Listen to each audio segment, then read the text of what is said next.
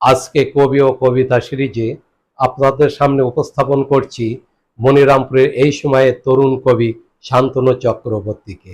শান্তনু চক্রবর্তী তিনি 15ই জানুয়ারি 1979 সালে মনিরামপুর উপজেলার মুন্সি খানপুর গ্রামে জন্মগ্রহণ করেন।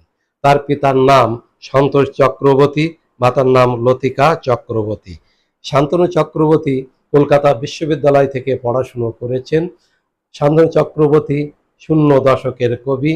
তার কবিতায় দেশপ্রেম, প্রকৃতি প্রেম, ক্ষোভ, হতাশা এবং নিটল প্রেম বাংমায় হয়ে উঠেছে। আমরা আজকে তার যে কবিতার বইটি উপস্থাপন করছি তার নাম বিহঙ্গের নির্বাসন।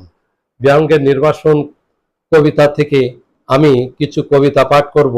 এ পর্যন্ত তার 4টি গ্রন্থ প্রকাশিত হয়েছে। তার প্রথম কবিতার শিরোনাম প্রতিশ্রুতি। তোমার তৃষ্ণার্ত সমুদ্রের ঢেউ ঢুকে পড়েছে আমার নান্দনিক নগরীতে। কিভাবে ফেরাবে নিজেকে? আমি না হয় স্মৃতির ক্রন্দনে গা ভাসিয়ে দেব, ঝড়ো হাওয়ার মাতমে বিলিয়ে দেব অপূর্ণ সত্তা। তুমি কেন তোমার স্বীয় প্রতিশ্রুতিকে বিকবে অবরুদ্ধ প্রতিকূলতায়? চেয়ে দেখো মানবিকা, এখনো দানবের দামামা বাজছে মধ্যরাতের কণ্ঠস্বরে। কিভাবে হাঁটবো তোমার অনামিকা ছুঁয়ে? এক মুঠো সময় ভিক্ষা দাও, সব প্রতীক্ষার অবসান ঘটাবো। ওড়াবো প্রতিশ্রুতির বিমূর্ত আকাশ, আমি সেই শতাব্দীর কাছে পৌঁছাবো যেখানে যাজকের পত্তলিকা পূর্বে মানবতার আগুনে। আমি সেই সভ্যতার কাছে যাব যেখানে সত্য আর ন্যায়ের পূজা হবে সাম্যের স্লোগানে। একরাশ স্বপ্ন দুহাতে সরিয়ে ছড়াবো স্মৃতির আঙিনা। মাড়িয়ে যেতে চাও, দুঃখ নেই। কথা দিলাম যদি হাত রাখো তোমার পৃথিবী ভরিয়ে দেব স্নিগ্ধ কাকলির কল্লোলে। দ্বিতীয় কবিতার শিরোনাম অনুতে অনন্ত।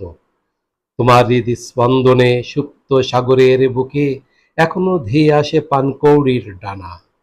পূর্ব আকাশের এক মুঠো আবির রাঙা মেঘ সযত্নে ঘুমায় ভোরের আঁচলে। নিয়ে যাও আমার থেমে যাওয়া সময়গুলো, নিয়ে যাও সারা বেলার জমাট একাকিত্ব। হয়তো আমি ঘুমিয়ে যাব দুঃস্বপ্নের বাজারে, লুকিয়ে যাব অনুজ্জ্বল হিমেল সন্ধ্যায়।